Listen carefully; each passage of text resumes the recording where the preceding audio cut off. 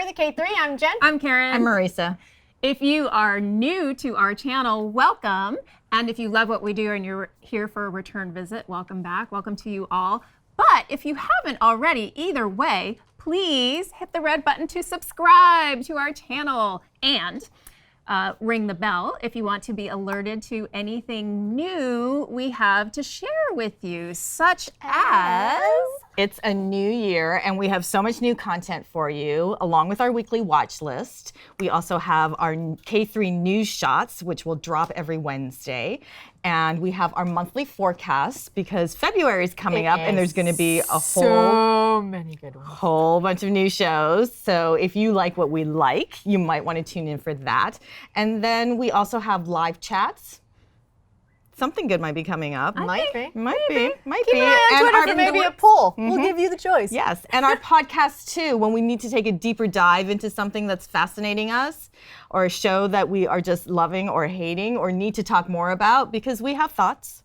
So many thoughts. Yes. And with that being said, let's get this weekly watch list started. I think it's really an official weekly watch because we're finally back outside. Yes. It was raining like crazy in Los Angeles last week, so we were back inside. But it's such a beautiful day. Let's get this show rolling. We're going to start with our movie this week because we have lots of thoughts on a certain show that just ended this morning, and so we want to end with that. You know what we're talking about, but we'll get there. Everyone knows what we're talking about. Yeah, but we took a K3 field trip. We did, and we went and saw Malmoe, and it was The Secret Mission, and it was amazing. At CVG Cinemas. Beautiful film, really well done. It was really well done. It's about saving the Korean language under Japanese occupation, and so, but just really great characters, great character development, really wonderful relationships.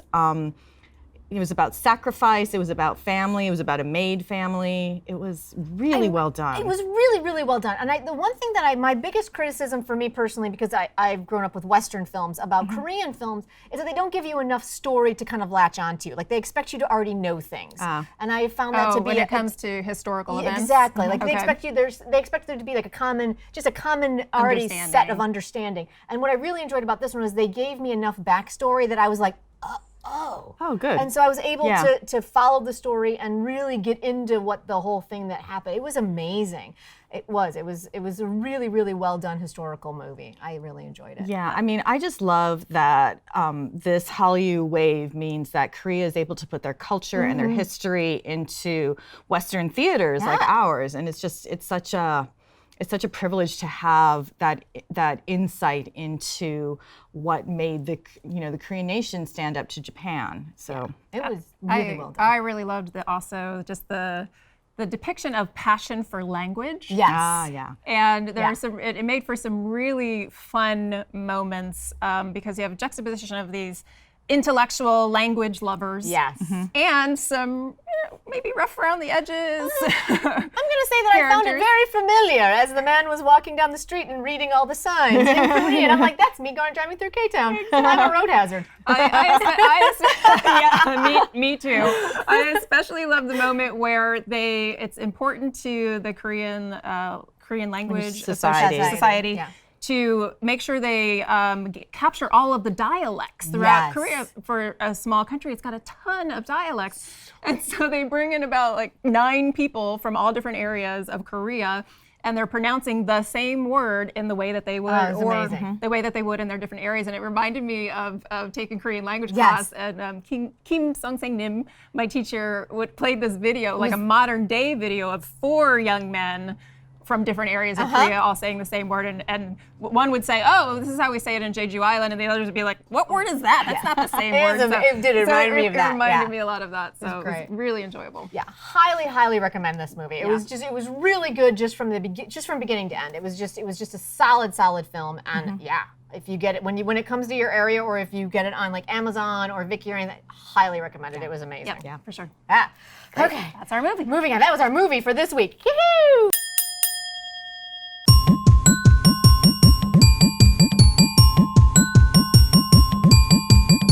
So now we're into our television viewing, our drama viewing as we call it. Dramas! Let's do it. Monday, Tuesday. This is Monday, Tuesday. Out. This is all right. This shoo, it continues to astound me every week. And this would be? It is the Crown Clown. Thank you, Karen, because I'm like, oh God, it's so good. The Crown Clown is just, it's the full package. It is everything. Okay, so everything from the characters to the music soundtrack. Yeah. It's so good. It's so good. It's so good.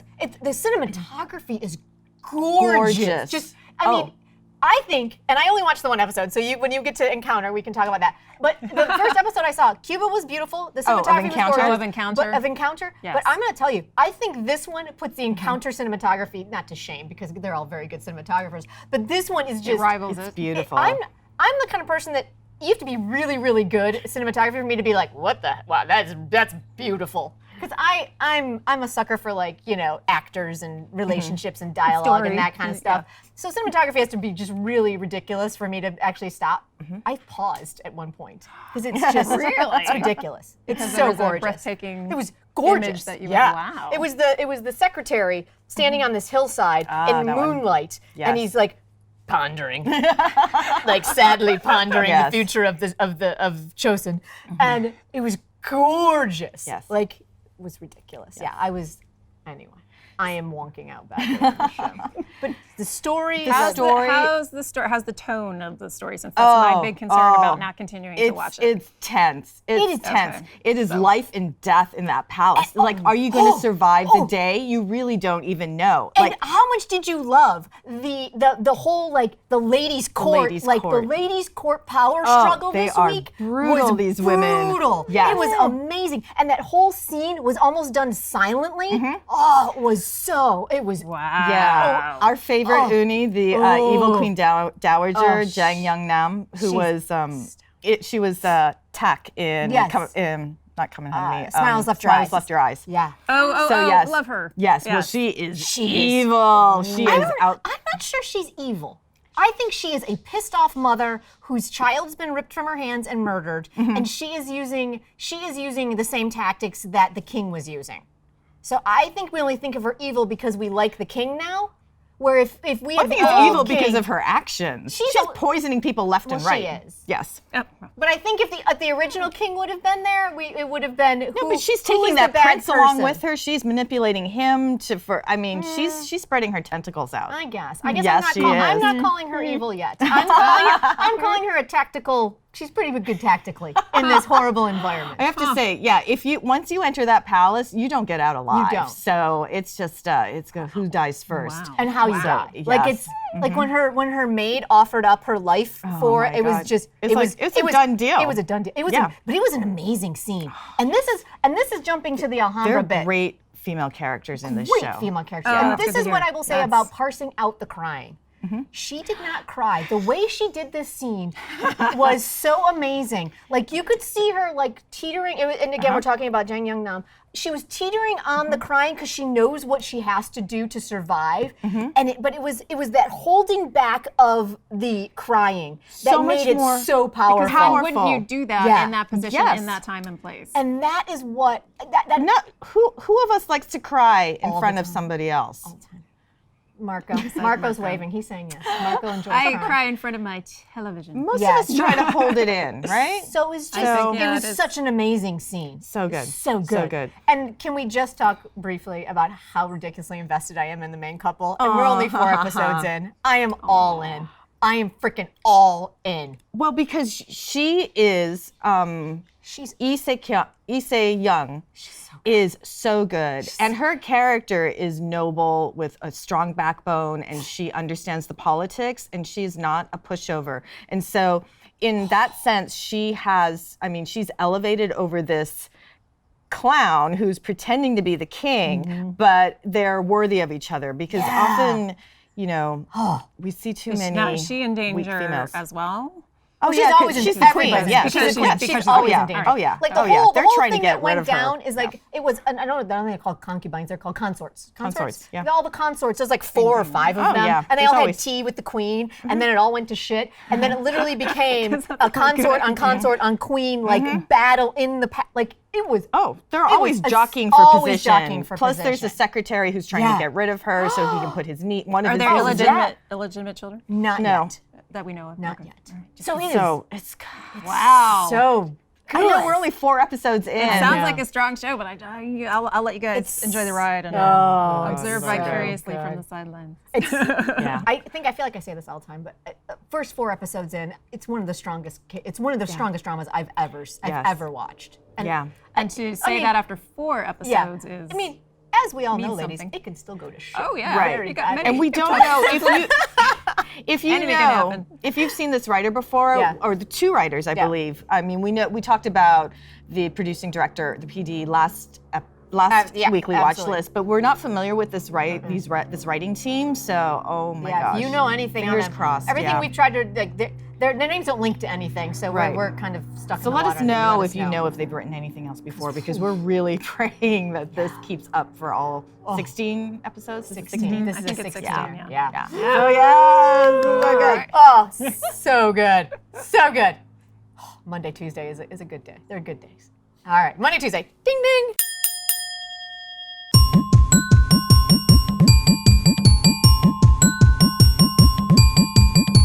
Wednesday, Thursday. Karen is our resident encounter boyfriend watcher. Hi. Karen, where are we these days with encounter and boyfriend? I'm still woefully behind all of the rest of you, I'm sure, once I decided to watch the show, and I am liking it. I am still enjoying it. I think I'm partway through episode 7, so almost to the halfway point, so there should be some kissing happening soon. We seem to be edging in that direction.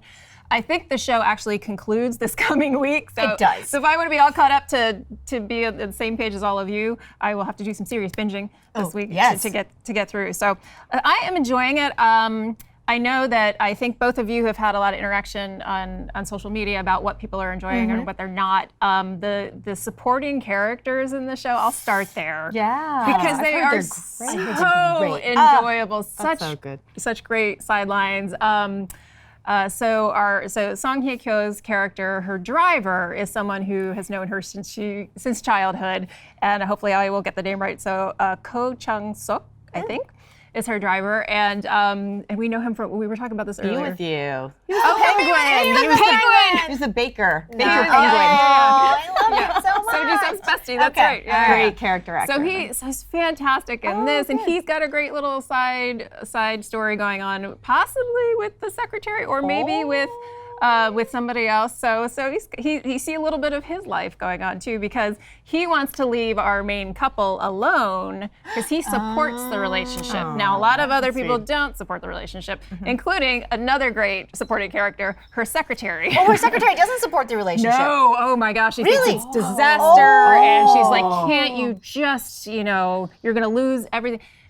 We learn, we've learned so far, and I know you guys are way beyond this, but that she is a childhood friend. Okay. So, which is why she can talk to the CEO that way. Okay. Because she'll talk back to her, and she'll, she'll call her out. She's like, and she'll sometimes whine. She'll be like, "Why are you doing this? I told you not to." And you rarely see that kind of interaction between a secretary and their CEO on other shows. So, so she's great. But between the two of them, their fashion is on point. Good clothes and accessories in this show. Yeah. I'm always a sucker for a good suit. Yep. Yes. And especially the lady suits in this show. show. And speaking of good suits, also can't leave the guys out. So Song Hye-kyo's character's ex-husband. I hear he's a delight, and he's the only reason I was going to watch it anyway. I want to check it out for him. He is great. And that is played by Jang Sung-jo.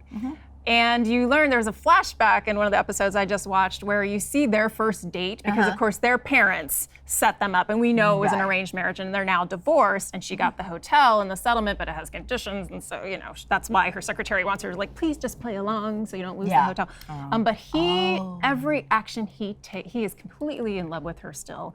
Every action he takes within his power is to protect her if he can. And, of course, it's his mom who is giving her hell because, and the mom's like, you two need to get remarried because politically and business-wise it would work the best. So the mother-in-law actually wants them to get remarried, but not for not because her son is in love with her. So she will actually use that against her son sometimes, and so she's not very nice.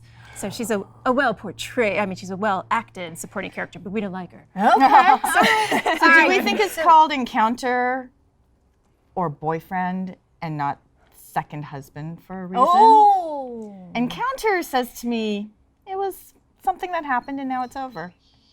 I don't know. Where's this going? And I have similar thoughts too. Now, I think the literal translation of the title is actually boyfriend, like literally, I think, in Korean. So a friend who's a boy? Just kidding. Again, exactly. Not second husband. Sorry. I couldn't. No. I couldn't resist. Exactly. Like puts the boy and boyfriend. Like the double meaning of is it a friend who's a boy or a romantic? I could easily see this being her journey, because I'm more fascinated with her journey than I am with his. Yeah. Of being reminded of you only have one life to live. Yeah. And you know the choices that you make, and are you going to choose happiness, and what is happiness for you? So I think each of them will have their journeys, and they'll find it through this romantic relationship that is developing. But I could easily see this at the end of it, them going each of their separate ways. I don't know that would necessarily mean her getting back with, because I don't. She's not in love with her ex-husband. Gotcha. So, okay. Unfortunately, she never fell for him. Well, it wraps up this week. It does? It does. Okay. Oh. Karen, you got some watching to do. I got some watching to do. All right. Got some late nights. Karen's got your back. She's got your encounter back. She's got you. We'll wrap next week. And then Marisa and I are in the batshit crazy land of The Last Empress. Me too. Are you watching it too? I'm watching too. I'm not caught up, but I'm there too. I am caught up. And they're adding more episodes, and I could not be happier. Wait, go ahead. Well, this special highlight episode, is it coming to a streaming site? Oh, yeah, I need it, Viki, because I'm so behind, and I need to get caught up. So now, drama gods, help us out, please. Where is it? Deliver. Right? So I saw, and Viki has spaces for, because they, put the little squares for upcoming episodes. It's through 40, aka 20 hours. So you're saying beyond 20 hours? From what they're saying is they're possibly adding at least 2 more hours to it, my God. which is 4 more episodes. How much more Crazy Town can you add to this show? I'm all in. I'm all in. My only concern is this, and this is what it seems to be where they're going with it, is they're developing a redemptive arc for the Emperor. Wait, what? Yeah. Which, because everybody loves him. because it's one of those things where, as an actor, Shin Sung-ryuk is amazing, and he's endearing, and he is all those things that you want to see him have a good ending. But the actual actions of the Emperor as a character murdered people. Or at least thought he did, even if they magically come back to life. My thought is this: if you are going to give him a redemptive arc, fine, give him a redemptive arc. But I need it to be that his wife, the first Empress, is still alive, because they alluded to the fact that, first and foremost, she always was face down, so we never saw the face of the actual body in the water. And then they alluded to the fact in this episode that that a butler showed up and took the body out of the water when no one was there, and so it could be a different body. So I'm the only redemptive arc. Thematically consistent with the show. Exactly. That's the only redemptive arc I'll take, because he can't get Sunny. That just can't happen. Oh, Sunny is not. No. Because I just hope they've thought this through when they add the episodes, and they're not going to tack on something based on, what's the groundswell of support and love for this show, because he's fantastic, but it's because he's so horrible. I will say this. I'm hoping that what it is that we get more, because this is what's starting to happen for me. And maybe I'm just really in need of a really good romance. But the relationship between Jenn Nara and Choi Jun-hyuk is starting to kind of blossom, for lack of a better word. And it's really sweet, and it's really subtle, and it's really lovely. And so what I'm hoping is that they can continue this slow build of it, and that's what the extra episodes are allowing it to do, to breathe a little bit more. Because I will say this about this show. So far, I feel like the story has been plotted out so well that it's given it enough room to breathe. And we have had enough of the room to breathe that you're not like racing from this to, and you are racing to Crazy Town to Crazy Town to Crazy Town. But I have enjoyed the fact that each story point has had has had an organic growth, and that's what I'm hoping that's why they gave him that couple extra episodes. This is really like a triumphant work for this writer, because the matrix of events that happen is unbelievable. Can you imagine the planning board for the story? I want to see their whiteboard. Oh my God. I bet it covered a whole wall. Yeah. The amount of color coding that had to occur, my little Virgo heart would explode in joy. But holy God. All right. But ladies, as much as we're enjoying Last Empress, I think we need to move on. That was Wednesday, Thursday. Ding, ding.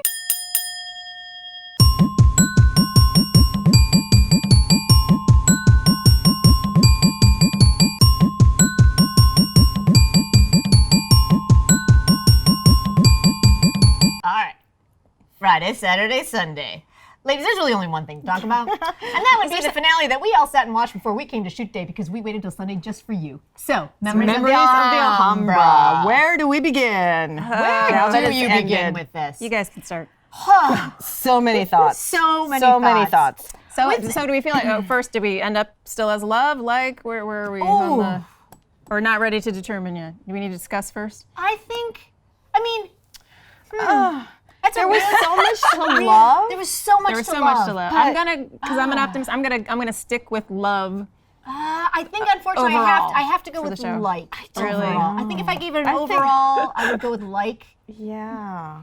Oh. So can we just talk about the fact that this final episode, our lead actor, Young Bin, who carried the entire show, had 2 lines, had some great moments, we'll get to those soon, and then was sidelined and basically absent for 40 minutes. For like 2/3 of the show, 40 minutes of an hour-long show of your finale. In which he's the star. What is that?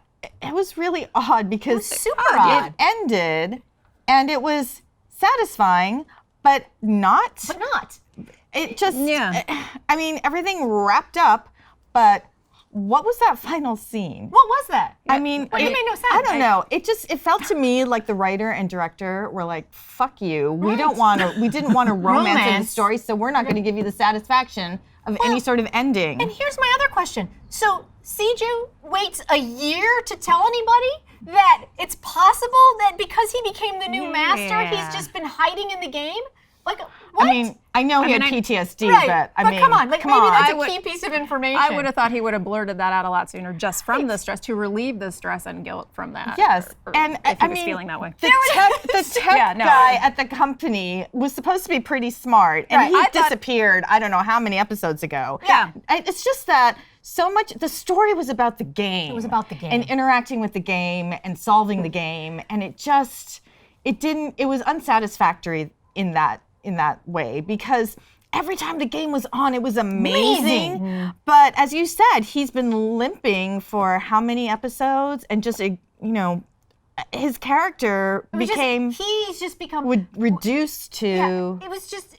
Are we talking about Hyunbin? Hyunbin, yeah. We're talking about Jiwoo. He literally, for like 8 episodes, was completely boxed in with this exhaustion and bereft and, tortured soulness of it all. And all of the joy of this game had been lost. And then we didn't even focus on the game. And then we read this article about the writer, which she's basically like, I didn't want a romance either, but kind of got that. Yeah. I did it because of my leads. They were fantastic. And they didn't know how to write it. The very diplomatic phrasing. Yeah. It was amazing. Why don't you use the star power? I'm like, you were told to put a romance in, weren't you? It's one of those things where you could tell where the direction of the show was going, and then you can see where things fell apart.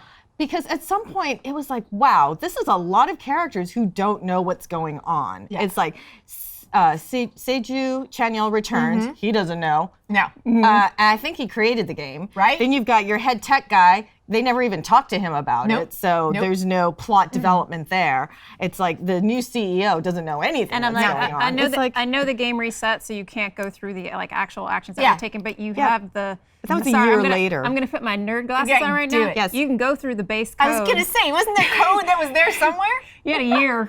To reverse engineer that code to figure out what might have happened. Even if you came to the conclusion like, no, it was fine, I don't understand, and it's something magical and mystical that we still never know, And that was the other thing that this interview with the writer revealed, is that originally it was going to be sci-fi techie, putting your nerd glasses on, Matrix-y type stuff, and then they shifted it to fantasy. And that was the whole Emma thing. Yeah. That that threw that whole thing off. So are there executives that really believe that you can only get a female audience if you have a tropey character like the second ex-wife with her soap opera manipulations? She was awful. She was pointless. Yeah, if you have a lead who's constantly crying. And when Chanyeol said to her, Keju, why are you crying? Why are you crying? And the look on his face, it was like all of us.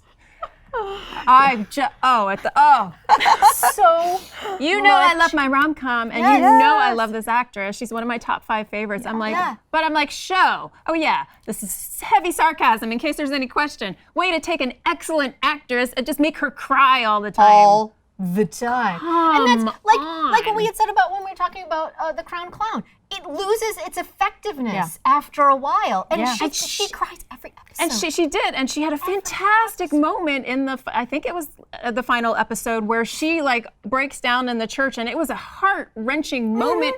But if she hadn't been crying for the previous 7 episodes, I was like, 7? Try 16, Karen. She's been crying since episode 1. She did. I thought there were a couple where she skipped the crying. No, oh, it's every episode. That's because I wanted to believe. I know. Oh, yeah. But can we talk about the one point in the finale, which I'm not gonna lie, it got me. It got me. I think And can we all agree before we mention that Hyun Bin should just get all the acting awards? This man acted his balls off, and really, really well. Seriously. Like it wasn't like we're so sad. Hyun Bin season's over. I know. I was thinking about what are we gonna do to fill this void, ladies? do not Oh my God, know. we completely skipped over the moment. So the the moment is moment. we'll talk. We'll cry about Hyun Bin season being over in a second. But the moment is when he had to basically get rid of the bug, delete the bug of Secretary Saul.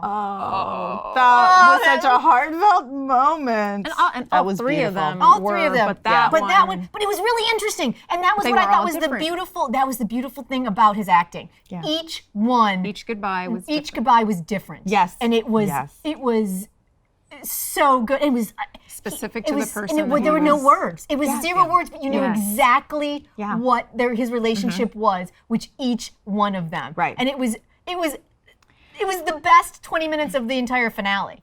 So that's the thing, between the acting, the writer, and the director, there were so many amazing, fantastic moments, but then like you said, they just ratcheted in this romance. And they must have done that with the second. I did. Do you remember when I said it was like, yeah, exactly. And the second ex-wife, it's like now we're wasting time on these superfluous stories. And the friend who's I don't know what that other boy. Oh my God, that guy was just hanging around the house. I hate that guy. I know. I wanted him to be a bug, and I could just stab him in the heart just because I wanted him to go away. He was and pointless. And just a mansplainer at all times. Yes. Well, it was awful. And making completely selfish decisions that were harmful. Harmful to the people he allegedly loved. We didn't need him. At Like all. it would have been so great to have the 3 women in the house: the grandmother, It the would have been younger fine sister, with Exactly. I agree with you. It would have been fine for the grandma to raise a ruckus. Yes. She could have been that person. Yeah. Right. And she did often, but yes, we didn't need him. There were a whole bunch of characters that we did not need in the He could show. have stayed behind in Grenada. I would Oh yeah, no, totally. Like, why'd he even come to Korea? Like, Why? Stay home. Why? It was awful. Yeah.